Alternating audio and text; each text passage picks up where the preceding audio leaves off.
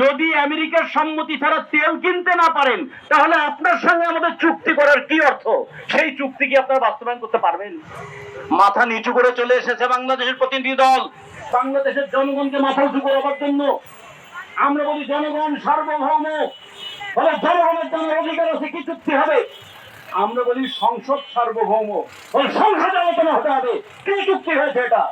এবং যদি সেটা জনগণের বিপক্ষে হয়, যদি এটা আমাদের আইনের বিরুদ্ধে হয়, তাহলে এই সংসদের অধিকার আছে সেই চুক্তিকে বাতিল করবার।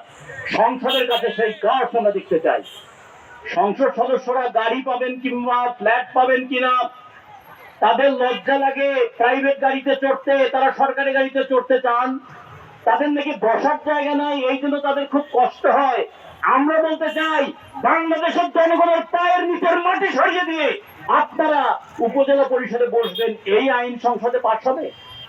তারপরে বলবেন সংসদ জনগণের কথা বলে। সংসদ যদি জনগণের কথা বলে, তাহলে জনবিরোধী যে কোনো আইনকে এই সংসদে বাতিল করতে হবে।